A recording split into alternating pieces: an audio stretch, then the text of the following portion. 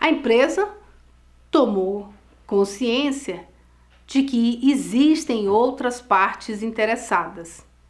Isso aconteceu lá em 84 e foi avançando. Novas exigências surgiram e a empresa se vê numa condição. Agora, o que é que eu faço?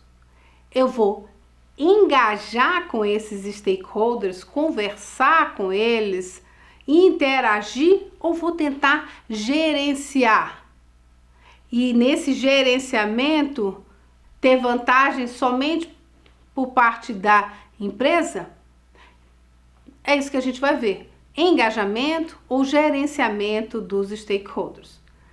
Ora, para gerenciar ou engajar, é preciso que haja o diálogo. A gente vai conversar sobre alguma coisa, vamos conversar sobre a sua demanda. Vamos colocar a comunidade preocupada com a possibilidade de um acidente ambiental na refinaria. A empresa precisa ter consciência que o problema existe,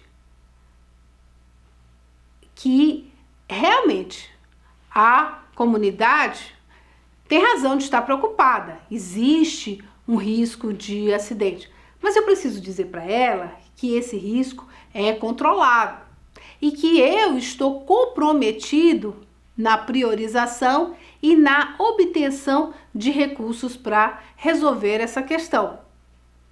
Aí a gente começa a dialogar.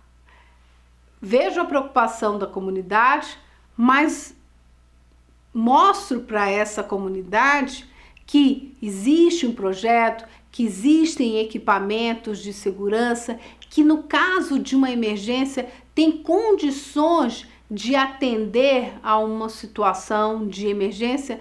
Então eu tenho que mostrar nesse meu diálogo que existe capacidade e disponibilidade de recursos para resolver o problema. E o importante desse meu relacionamento com os stakeholders, esse meu relacionamento com a comunidade, é chegar a um consenso.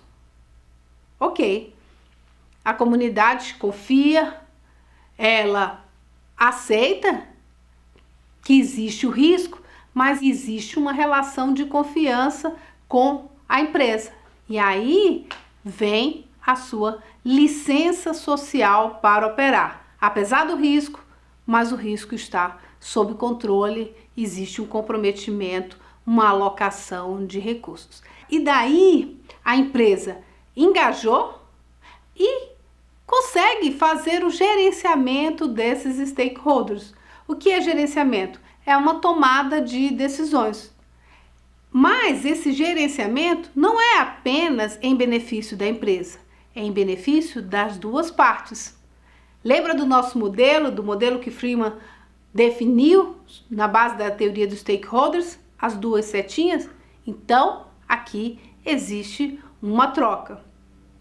Se a empresa ignorasse essa comunidade, não tem risco, e acontece um acidente, imagine um impacto na mídia, um impacto em termos de vidas, as consequências desse ato, como ela ia voltar depois a operar.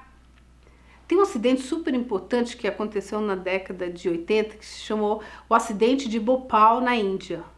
Depois desse acidente, que matou milhares de pessoas na Índia com um vazamento de gás letal, a indústria química como um todo sofreu as consequências. Não só a empresa que causou o acidente, mas toda a indústria. Isso significa um impacto. A empresa que sofreu, além dos problemas do governo local, da comunidade local, passa a sofrer até dos próprios competidores, ou seja, numa visão mais ampla. E certamente ela perde poder de mercado e certamente influência nos indicadores em todas as dimensões. Então, é extremamente importante fazer o gerenciamento a partir de um engajamento com os stakeholders. A resposta para a minha pergunta, gerenciamento ou engajamento com os stakeholders, não é um ou outro, mas eu gerencio a partir de um engajamento. Só que eu não consigo engajar com todo mundo. Eu, falando empresa, a empresa não consegue engajar com todas as partes interessadas.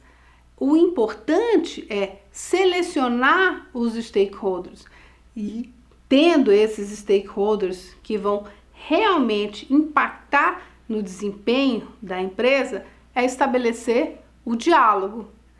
E neste diálogo, ter uma interpretação da informação obtida e uma resposta a partir das iniciativas. É exatamente isso que está faltando. Quais são os critérios para eu definir quem são os meus stakeholders chaves? E é isso que a gente vai ver no próximo bloco.